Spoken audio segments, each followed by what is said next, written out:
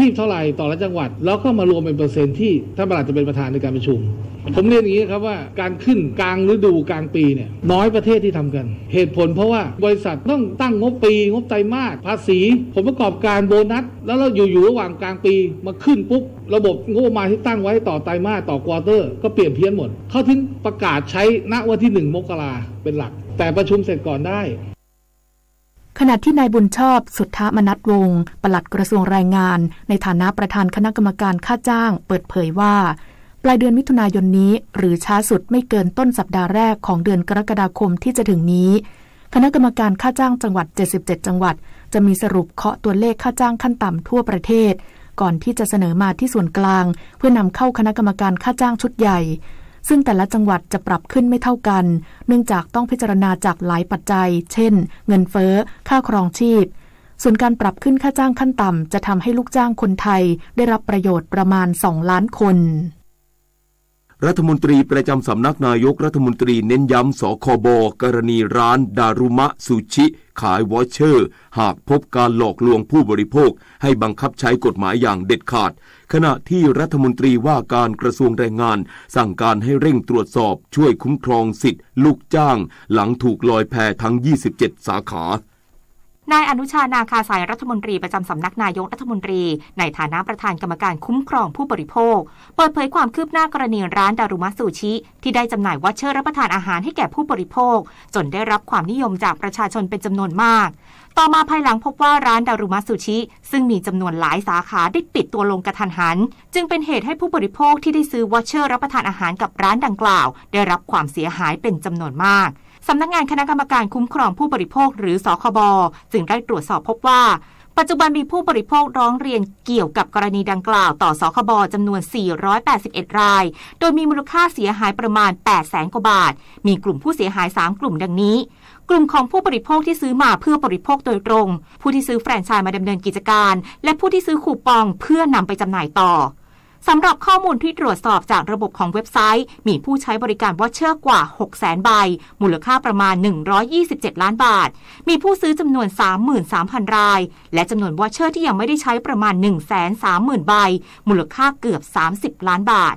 นอกจากนี้สคบ.ได้ลงพื้นที่เพื่อตรวจสอบบริษัทดารุมะซูชิจำกัดและร้านสาขาแล้วรวมทั้งได้ประสานให้ผู้จัดทำแอปพลิเคชันดารุมะซูชิผู้จัดการของร้านและบุคคลที่อ้างว่าซื้อแฟรนไชส์มาให้ถ้อยคำต่อพนักงานเจ้าหน้าที่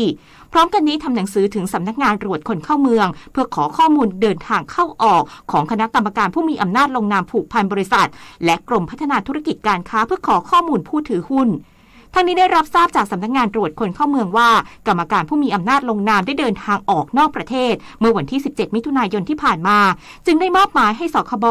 หารือกับกรมสอบสวนคดีพิเศษหรือ DSI กระทรวงยุติธรรมซึ่งกรณีดังกล่าวสามารถดำเนินการให้เป็นคดีพิเศษพร้อมเน้นย้ำสคบ.ทำงานเชิงรุกเร่งสอบสวนหาข้อเท็จจริงหากพบการหลอกลวงทำให้ผู้บริโภคเดือดร้อนให้บังคับใช้กฎหมายอย่างเด็ดขาดพร้อมสั่งให้สคบ.คุมเข้มการขายสินค้าโปรโมชั่นโดยเฉพาะการโฆษณาขายผ่านสื่อออนไลน์ป้องกันไม่ให้ผู้บริโภคถูกหลอกลวงสร้างความเป็นธรรมให้ผู้บริโภคด้านนายสุชาติชมกลิ่นรัฐมนตรีว่าการกระทรวงแรงงานเปิดเผยถึงกรณีร้านดารุมะซูชิประกาศปิดร้านอย่างไม่มีกำหนดทำให้พนักงานในร้านถูกลอยแพไม่ได้รับเงินเดือนจึงได้สั่งการให้กรมสวัสดิการและคุ้มครองแรงงานส่งพนักงานตรวจแรงงานเข้าตรวจสอบหาข้อเท็จจริงทันทีเบื้องต้นได้รับข้อมูลทราบว่าร้านดังกล่าวมีสำนักงานใหญ่ตั้งอยู่ที่เขตบางเขนกรุงเทพมหานครประกอบกิจการร้านอาหารญี่ปุ่นได้เปิดให้บริการอยู่ในกรุงเทพมหานครและจังหวัดใกล้เคียงรวมทั้งสิ้นจำนวน27สาขาซึ่งในปัจจุบันร้านทุกสาขาได้ปิดให้บริการอย่างไม่มีกำหนดแล้วโดยพนักงานตรวจแรงงานสำนักงานสวัสดิการและคุ้มครองแรงงานท้องที่ร้านสาขาได้เข้าไปตรวจสอบหาข้อเท็จจริงเพิ่มเติมส่วนการช่วยเหลือลูกจ้างร้านได้สั่งการให้หน่วยงานในสังกัดกระทรวงแรงงานเข้าช่วยเหลือโดยจะเข้าไปให้คำปรึกษาข้อกฎหมายและสิทธิประโยชน์ต่างๆที่ลูกจ้างพึงได้รับตามกฎหมายคุ้มครองแรงงานและกฎหมายประกันสังคมพร้อมทั้งเตรียมตำแหน่งงานว่างรองรับกรณีลูกจ้างมีความประสงค์จะหางานใหม่หรือหากลูกจ้างต้องการเปลี่ยนสายงานหรือเพิ่มทักษะด้านอาชีพก็สามารถเข้ารับการฝึกอบรมเพื่อพัฒนาทักษะฝีมือแรงงานได้นฤมลอุดมพรรายงานกระทรวงพลังงานยังคงราคาขายปลีกน้ำมันดีเซลอยู่ที่ 34.94 บาทต่อลิตรไปอีกสัปดาห์ ขณะที่บริษัทขนส่งจำกัดยืนยันไม่ลดเที่ยววิ่งและจะยังคงตรึงราคาค่าโดยสารต่อไปพร้อมเร่งเจรจาผู้ประกอบการรถร่วมหาแนวทางแก้ปัญหาต้นทุนน้ำมันแพงนายพรชัยจิรกุลไพศาลผู้อำนวยการสำนักนโยบายและยุทธศาสตร์กระทรวงพลังงานเปิดเผยว่าที่ประชุมคณะกรรมการบริหารกองทุนน้ำมันเชื้อเพลิงหรือกบน.วันนี้ไม่มีการหารือถึงการปรับราคาขายปลีกน้ำมันดีเซลในประเทศประจำสัปดาห์นี้จึงยังคงราคาขายปลีกดีเซลอยู่ที่ 34.94 สตางค์ต่อลิตรไปอีกสัปดาห์นายพิเชษฐ์เจียมบุรเศรษฐ์นายกสมาคมกิจการรถโดยสารประจำทางไทยเปิดเผยว่าผู้ประกอบการขนส่งและบริษัทรถร่วมทั่วประเทศรวม27บริษัทได้มีการหารือถึงแนวทางพยุงธุรกิจเดินรถให้สามารถดำเนินการต่อระหว่างรอมาตรการช่วยเหลือจากภาครัฐโดยเห็นพ้องกันว่าไม่สามารถเดินรถได้ตามปกติเพราะต้องแบกภาระต้นทุนที่สูงขึ้นจากราคาน้ำมันเชื้อเพลิงถึงเที่ยวละกว่า 1,400 บาทในสัปดาห์ที่ผ่านมาเป็น 1,600 บาทในสัปดาห์นี้ซึ่งแนวโน้มน้ำมันเชื้อเพลิงยังปรับตัวสูงขึ้นอย่างต่อเนื่องผู้ประกอบการขนส่งและบริษัทรถร่วมจึงมีมติกำหนดให้ลดเที่ยววิ่งลง 80% ตั้งแต่วันที่ 1 กรกฎาคมนี้เป็นต้นไปโดยจะมีการประเมินสถานการณ์ว่าจะสามารถดำเนินธุรกิจต่อได้หรือไม่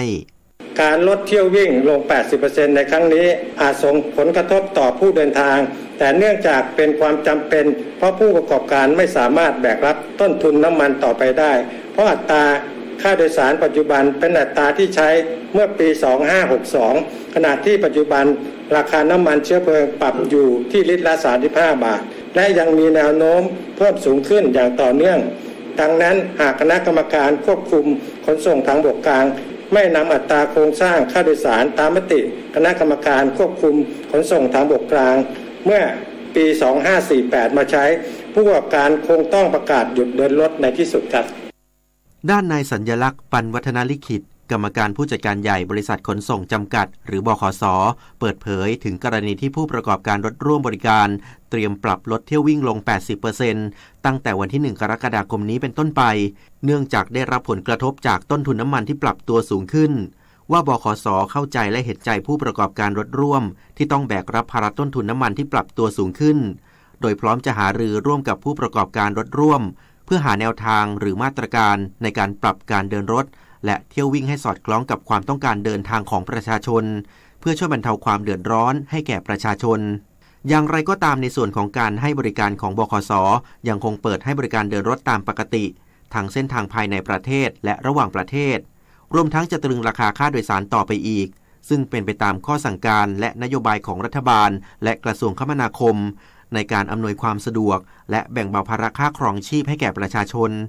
ทางนี้ประชาชนสามารถสอบถามข้อมูลการเดินทางเพิ่มเติมที่ call center 1490เรียกบขส.ตลอด24ชั่วโมงเอกวินกากะนิกรายงานวันนี้มูลนิธิแพทย์อาสาสมเด็จพระศรีนครินทราบรมราชชนนีหรือพอสว.ออกให้บริการประชาชนในพื้นที่จังหวัดสระแก้วที่หมู่ 6 วัดโนนสมบูรณ์ตำบลไซทองอำเภอคลองหาดจังหวัดอำนาจเจริญที่หมู่ 9 บ้านดอนว่านตำบลหัวตะพานอำเภอหัวตะพานส่วนหน่วยทันตกรรมเคลื่อนที่เพื่อประชาชนด้อยโอกาสพอสว.ออกให้บริการประชาชนในพื้นที่จังหวัดเชียงรายที่หมู่ 12โรงเรียนบ้านป่าซางนาเงินและที่หมู่ 19บ้านป่าซางแสงสุดแดนตำบลแม่ฟ้าหลวงอำเภอแม่ฟ้าหลวงจึงขอเชิญชวนประชาชนในพื้นที่ดังกล่าวไปรับบริการโดยไม่เสียค่าใช้จ่ายใดๆต่อจากนี้ไปขอเชิญรับฟังไทยคู่ฟ้าค่ะรัฐบาลยกระดับการส่งออกข้าวไทยโดยใช้ตราสัญลักษณ์ข้าวหอมมะลิไทยรูปรวงข้าวบนพื้นสีเขียวเป็นเครื่องหมายรับรองความเป็นข้าวหอมมะลิที่มีคุณภาพจากประเทศไทยโดยทำการโปรโมทเครื่องหมายนี้ผ่านทางทูตพาณิชย์ที่ทำหน้าที่อยู่ในแต่ละประเทศและรวบรวมแบรนด์ข้าวหอมมะลิไทยที่ได้เครื่องหมายรับรองแล้วประกาศบนเว็บไซต์ให้ผู้นำเข้าและผู้ซื้อเข้าถึงได้รวมถึงให้ผู้ประกอบการส่งออกข้าวไทยติด QR Code บนบรรจุภัณฑ์เพื่อให้ผู้ซื้อสามารถตรวจสอบย้อนกลับถึงที่มาและการรับรองคุณภาพของข้าวได้สร้างความมั่นใจแก่ผู้บริโภคทั่วโลก สำหรับการส่งออกข้าวไทยในช่วง4เดือนแรกของปีนี้มีปริมาณ 2,290,000 ตันคิดเป็นมูลค่า 39,446 ล้านบาทคาดว่าครึ่งปีหลังจะเพิ่มขึ้นอย่างต่อเนื่องโดยตั้งเป้าหมายไว้ที่7ล้านตันค่ะสื่อสารภารกิจรัฐบาลกับสำนักโฆษกสำนักเลขาธิการนายกรัฐมนตรีเราจะสืบสานรักษาและต่อยอดและครองแผ่นดินโดยธรรมเพื่อประโยชน์สุขแห่งอาณาราษฎรตลอดไปพระปฐมบรมราชโองการพระบาทสมเด็จพระเจ้าอยู่หัวในพระราชพิธีบรมราชาภิเษกเมื่อวันที่4พฤษภาคมพุทธศักราช 2562 ข้าราชการต้องแยกเรื่องส่วนตัวออกจากตำแหน่งหน้าที่และยึดถือประโยชน์ส่วนรวมของประเทศชาติเหนือกว่าประโยชน์ส่วนตนสารประโยชน์ของชาติและปวงประชาอีกหนึ่งหัวข้อเรื่องจริยธรรมที่ข้าราชการพลเรือนทุกคนพึงควรปฏิบัติทำความดีเพื่อชาติไทย7:17 น.ต่อไปรับฟังข่าวต่างประเทศสำนักข่าวต่างประเทศรายงานโดยอ้างแถลงการของประธานาธิบดีโวโลดิเมียร์เซเลนสกี้ผู้นำยูเครนที่เตือนว่ารัสเซียจะยกระดับการโจมตียูเครนให้หนักหน่วงขึ้นในสัปดาห์นี้เนื่องจากผู้นำสหภาพยุโรปจะพิจารณารับรองสถานะของยูเครนในการสมัครเป็นสมาชิก EU ทั้งนี้คณะกรรมาธิการยุโรปมีคำแนะนำเมื่อวันศุกร์ที่ผ่านมาว่ายูเครนควรได้รับการพิจารณาสถานะประเทศที่เป็นส่วนหนึ่งของ EU และผู้นำสมาชิก EU ทั้ง 27 ชาติจะประชุมหารือเพื่อพิจารณาคำแนะนำดังกล่าวในวันที่ 23-24 มิถุนายนนี้อย่างไรก็ตามแม้ยูเครนจะได้รับอนุมัติสถานะการสมัครเป็นสมาชิก EU แต่กระบวนการเข้าร่วมกับ EU อาจต้องใช้เวลาอีกหลายปีกว่าจะเสร็จสิ้นสมบูรณ์เจ้าหน้าที่ระดับสูงของสหภาพยุโรประบุการที่รัสเซียขัดขวางการส่งออกธัญพืชของยูเครนเป็นอาชญากรรมสงครามนายโจเซฟ บอเรลผู้แทนระดับสูงด้านนโยบายต่างประเทศและความมั่นคงของสหภาพยุโรปแถลงเรียกร้องให้รัสเซียยุติการปิดล้อมท่าเรือของยูเครนในทะเลดำเนื่องจากมีข้าวสาลีหลายล้านตันตกค้างในยูเครนขณะที่ผู้คนทั่วโลกกำลังเผชิญกับความอดอยากพร้อมเน้นย้ำว่าการกระทำดังกล่าวถือเป็นอาชญากรรมสงครามทั้งนี้ยูเครนซึ่งเป็นหนึ่งในผู้ส่งออกข้าวสาลีและธัญพืชรายใหญ่ของโลกไม่สามารถส่งออกข้าวสาลีและธัญพืชนับตั้งแต่รัสเซียรุกรานยูเครนเมื่อวันที่24กุมภาพันธ์ที่ผ่านมาส่งผลให้ราคาอาหารโลกพุ่งสูงขึ้นขณะที่รัสเซียกล่าวโทษว่ามาตรการคว่ำบาตรของชาติตะวันตกเป็นสาเหตุของวิกฤตอาหารโลก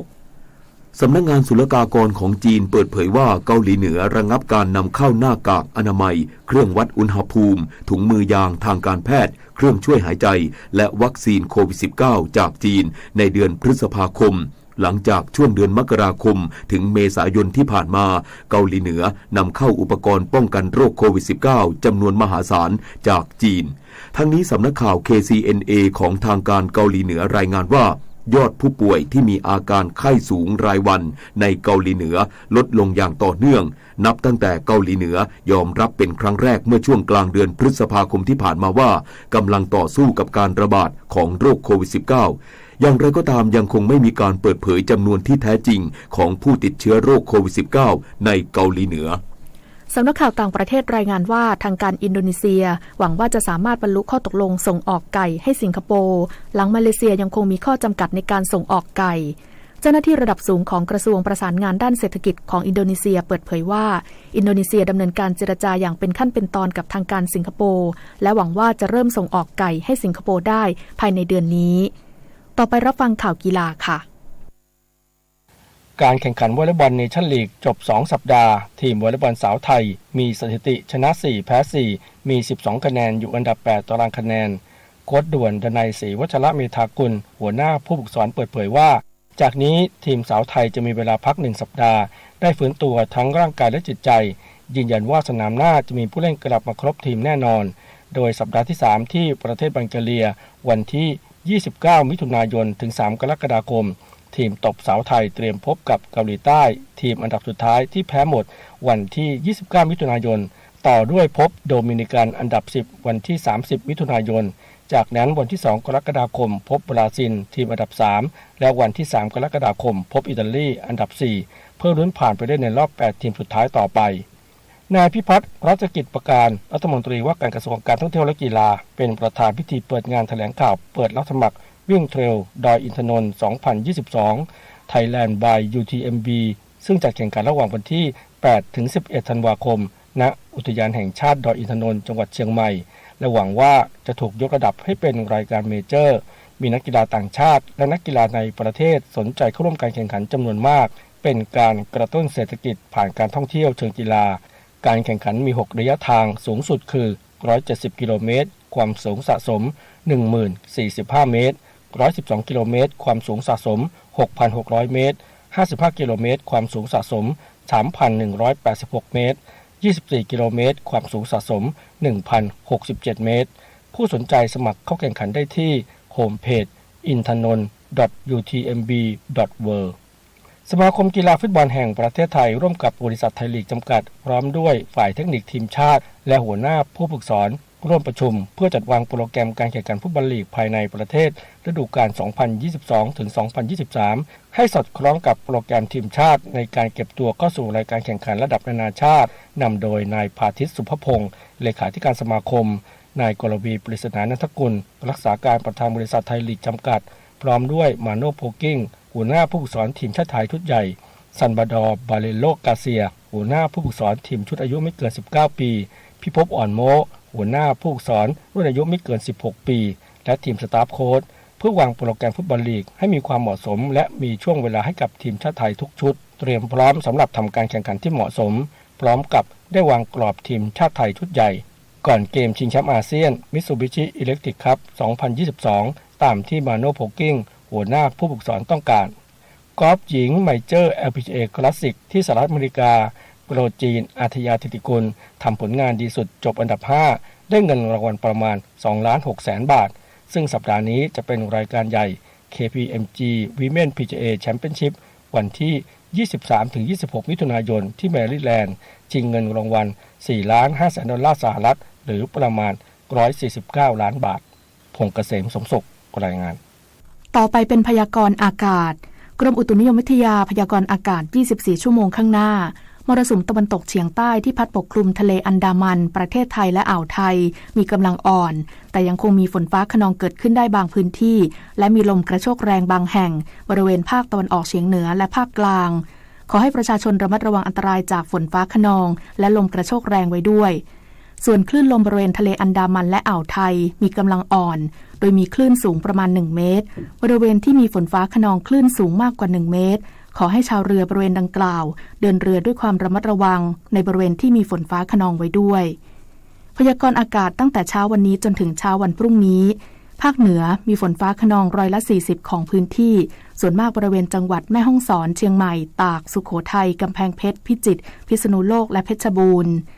ภาคตะวันออกเฉียงเหนือมีฝนฟ้าคะนอง30%ของพื้นที่กับมีลมกระโชกแรงบางแห่งบริเวณจังหวัดเลยหนองคายบึงกาฬนครพนมชัยภูมินครราชสีมาบุรีรัมย์สุรินทร์ศรีสะเกษและอุบลราชธานี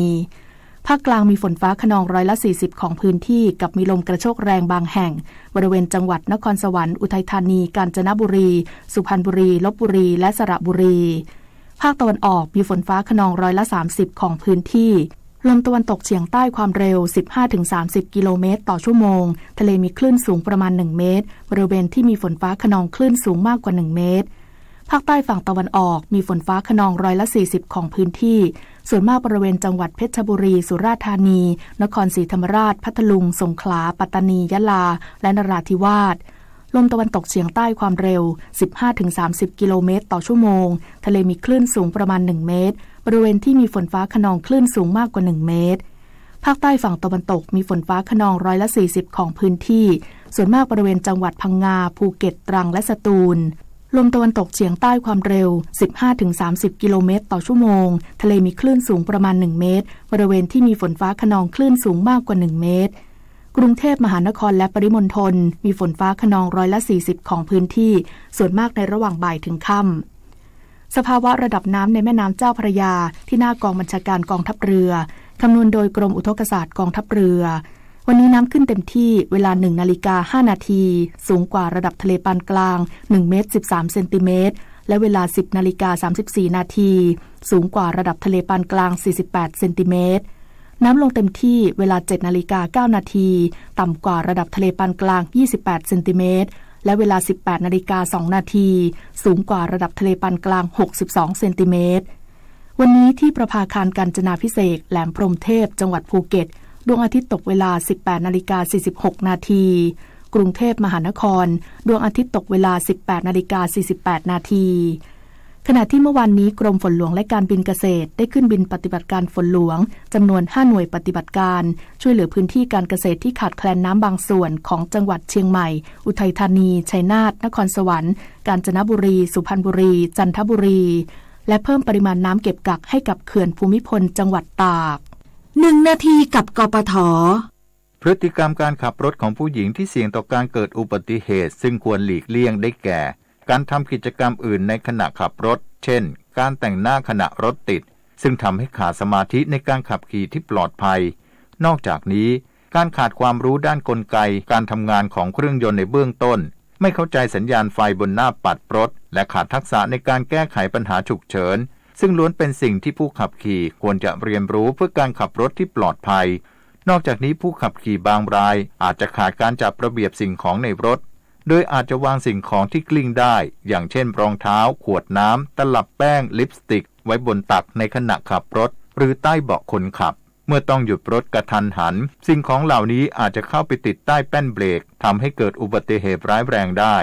ที่สำคัญควรจะเลือกสวมรองเท้าที่เหมาะสมเพื่อป้องกันรองเท้าลื่นและเข้าไปค้างใต้แป้นเบรกทำให้ไม่สามารถหยุดรถได้ทันในสถานการณ์ฉุกเฉินและอาจนำมาซึ่งอุบัติเหตุที่คาดไม่ถึงนะครับ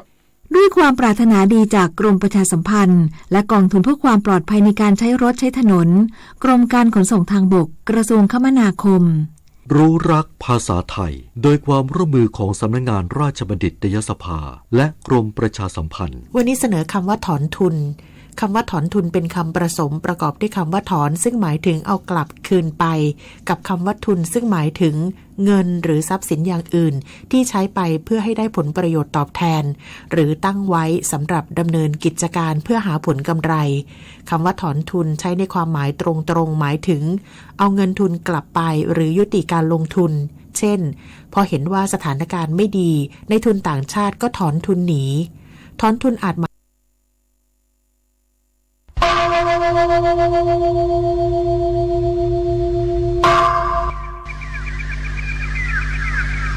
พรุ่งนี้เป็นวันพระขอเชิญลดละอบายมุขทำจิตใจให้สงบสะอาดปราศจากสิ่งเศร้าหมองทั้งปวงเข้าวัดฟังธรรมแล้วไหว้พระสวดมนต์ตามสมควร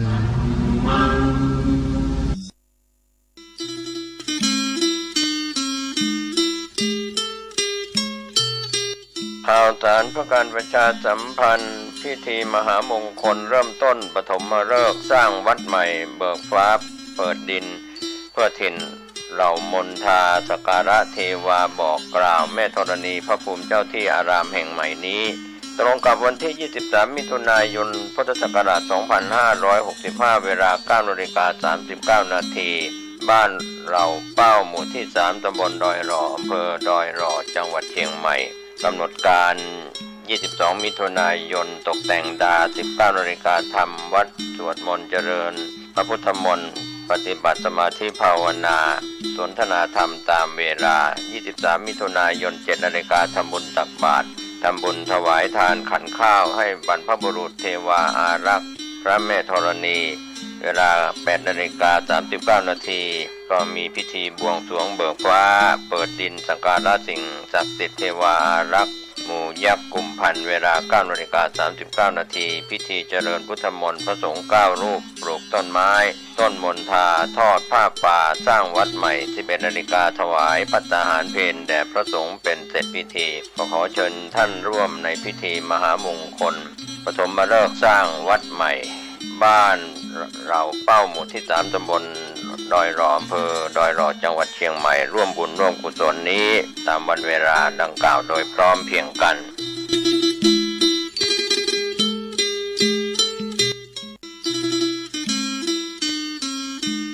ข่าวสารเพื่อการประชาสัมพันธ์พิธีทรงตั้งประเรียนธรรม3ประโยคและมอบประกาศนียบัตรประโยค 1-2 ถวายแก่พระภิกษุสามเณรในเขตปกครองคณะสงฆ์หนเหนือวันเสาร์ที่ 23 มิถุนายน พุทธศักราช 2565 ณ มหาสาราหทัยนเรศ วัดพระธาตุสีจอมทองวรวิหารตำบลบ้านหลวงอำเภอจอมทองจังหวัดเชียงใหม่ก็ขอเชิญชวนคณะศรัทธาร่วมกับคณะสงฆ์ในพิธีทรงตั้งประเรียนธรรม3ประโยคและมอบประกาศนียบัตรประโยค 1-2 ถวายแด่พระภิกษุสามเณรในเขตปกครองคณะสงฆ์หนเหนือเสาร์ที่ 23 มิถุนายน 2565 ณ วัดพระธาตุสีจอมทองวรวิหารอำเภอจอมทองจังหวัดเชียงใหม่โดยพร้อมเพรียงกัน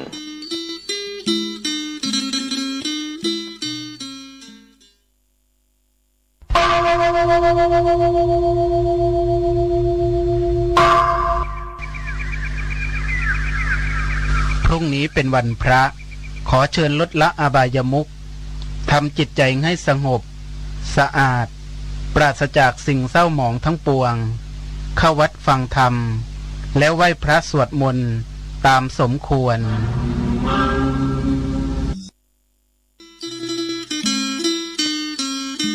ข่าวสารเพื่อการประชาสัมพันธ์ขอเชิญชวนผู้ใจบุญใจกุศลร่วมงานทำบุญประเพณีส่งน้ำพระธาตุใส่ขันดอก108ประจำปีณวัดวังสิงห์คำตำบลป่าแดดอำเภอเมืองเชียงใหม่จังหวัดเชียงใหม่จัดงานระหว่างวันที่ 26, 27 และ 28 มิถุนายน พุทธศักราช 2565